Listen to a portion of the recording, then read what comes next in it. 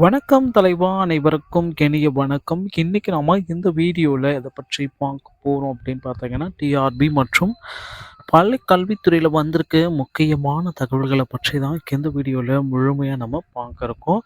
நம்ம சேனல முதல் முறையா பார்க்குறீங்க அப்படின்னா, ஒரே ஒரு சப்ஸ்கிரைப் அண்ட் பெல்ல மட்டும் கிளிக் பண்ணி வச்சுக்கோங்க.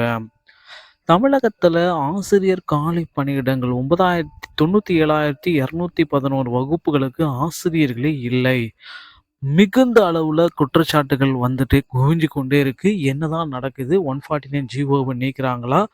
புதிய அமைச்சரவை ஆலோசனை கூட்டம் வந்து பார்த்தீங்கன்னா, இன்று நடைபெற இருக்கிறதாக சில தகவல்கள் வந்திருக்கு. ஆலோசனை கூட்டத்தில என்னென்ன முடிவுகள் எடுக்கப்படுகின்றன? அதை பற்றி தான் இந்த வீடியோல முழுமையா நம்ம பார்க்க இருக்கோம். தமிழகத்துல 97,211 ஆசிரியர்கள் வந்து வகுப்புகளுக்கு ஆசிரியர்களே இல்லை. தமிழ்நாட்டில் உள்ள அரசு மற்றும் உள்ளாட்சி அமைப்புகளின் பள்ளிகளில் 8,643 இடைநிலை ஆசிரியர் பணியிடங்கள் காலியாக உள்ள நிலையில், அவற்றில் 1,500 பணியிடங்களுக்கு மட்டுமே புதிய இடைநிலை ஆசிரியர்களை நியமிக்க பள்ளிக்கல்வித்துறை அனுமதி அளித்திருக்கிறது. இப்படி இருந்தால் அரசு பள்ளிகள் எவ்வாறு முன்னேறும்? பாமக நிறுவனர் ராமதாஸ் சராமரியான கேள்விகள் கேட்டிருக்காரு. பாமக நிறுவனர் இது குறித்து வெளியிட்டுள்ள அறிக்கையில், தமிழ்நாட்டில் உள்ள அரசு மற்றும் உள்ளாட்சி அமைப்புகளின் பள்ளிகளில் 8,643 இடைநிலை ஆசிரியர்கள் பணியிடங்கள் காலியாக உள்ள நிலையில, வெறும் 1,500 பேர் மட்டும் எதுக்காக எடுக்கிறீங்க? எடுத்தா ஃபுல்லா எடுங்க. ஏன் இது மட்டும் இப்படி பண்றீங்க? ஸோ பள்ளிகளை மேம்படுத்த குறைந்தது 1,00,000 ஆசிரியர்களை நியமிக்க வேண்டிய நிலையில், வெறும் 1,500 ஆசிரியர்களை நியமிப்பது கண்டிக்கத்தக்கது. இது அரசு பள்ளிகளை மேம்படுத்துவதற்கு பதிலாக சீரழித்துவிடும் அப்படின்றத குறிப்பிட்டு சொல்லியிருக்காங்க. தமிழ்நாடு அரசு பள்ளிகளில் 2013 மற்றும் 14 ஆண்டுகளுக்கு பிறகு கடந்த 10 ஆண்டுகளாக இடைநிலை ஆசிரியர்களோ, பட்டதாரி ஆசிரியர்களோ நியமிக்கப்படவில்லை.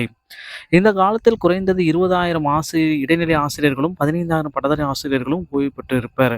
ஆனால் இந்த விவரங்களை மறைத்துவிட்டு 2023 மற்றும் 24 ஆண்டில் தமிழ்நாட்டில் 8,643 இடைநிலை ஆசிரியர் பணியிடம் மட்டுமே காலியாக இருப்பதாக அரசு அறிவித்துள்ளது. அதன்படி பார்த்தால் இன்னும் அதிகப்படியான காலி பணியிடங்கள் நிலைத்து இருக்கு. ஆசிரியர் தேர்வு வாரியம் மூலம் 6,553 இடைநிலை ஆசிரியர்கள் தேர்ந்தெடுக்கப்படுவார் என்றும் 2022 டிசம்பர் மாதத்தில் அறிவிப்பு இருந்தாங்க. ஆனா 23ல மற்றொரு ஆண்டும் இந்த அறிவிப்பு எண்ணிக்கை குறைத்து 1,500 ஆசிரியர்கள் மட்டுமே நியமிப்பது நியாயமா? இடைநிலை ஆசிரியர்கள் மட்டுமல்ல, பட்டதாரி ஆசிரியர்கள் நியமிப்பதும் இதே நிலைதான் காணப்படுகிறது அப்படின்றது குற்றச்சாட்டுகள் பலமா வருதுங்க. ஸோ பட்டதாரி ஆசிரியர் பணியிடங்களும் பல்லாயிரக்கணக்கில் காலியாக உள்ள நிலையில், கடந்த ஆண்டு நிலவரப்படி 3,587 பணியிடங்கள் மட்டுமே காலியாக இருப்பதாக தமிழக அரசு அறிவித்தது. அந்த இடங்கள் ஆசிரியர் தேர்வு வாரியம் மூலம் கடந்த ஆண்டே நிரப்பப்படும் என்று அறிவித்தது. ஆனால் 2022 பட்டதாரி ஆசிரியர்கள் தேர்ந்தெடுக்க மட்டுமே ஆசிரியர் தேர்வு வாரியம் அனுமதி கொடுத்திருக்காங்க.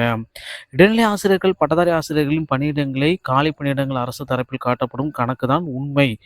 அந்த கணக்கே வந்து பார்த்தீங்கன்னா, வேகன்சிஸ் கணக்கே ப்ராப்பரா காட்டல. கிட்டத்தட்ட கூட தொடக்க பள்ளிகளில் 1,14,055 வகுப்புகள், நடுநிலைப் பள்ளிகளில் 52,000 வகுப்புகள் என மொத்தம் 1,66,851 வகுப்புகள் இருக்கும்னா, அதன்படி பார்த்தால் 97,211 வகுப்புகளுக்கு ஆசிரியர்கள் இல்லை. 1,00,000 ஆசிரியர்களுக்கு வெறும் 1,500 ஆசிரியர்கள் எதுக்காக எடுக்கிறீங்க? அப்படின்ட்டு சராமரியான கேள்விகள் பாமக நிறுவனர் ராமதாஸ் கேட்டிருக்காரு. கண்டிப்பா வந்து பார்த்தீங்கன்னா, அந்த டெட் தேர்வு, இந்த நியமன தேர்வு, டெட் தேர்வுல பாஸ் பண்ணவங்களுக்கு உடனடியாக பணி நியமனம் வழங்க போறாங்க அப்படின்ற ஒரு அறிவிப்பு விரைவில் வெளியிடப்படுறதுக்கு தயாராக இருக்குங்க. 149 ஜிஓவையும் விரைவில் நீக்க போறாங்க. அமைச்சரவை கூட்டமும் இன்று நடைபெறுது. இதற்குண்டான முக்கிய முடிவுகள் இன்று மாலை எதிர்பார்க்கலாம். வீடியோ பிடித்திருந்த நம்ம சேனலோடு இணைந்திருங்கள். நன்றி, வணக்கம், தேங்க்யூ.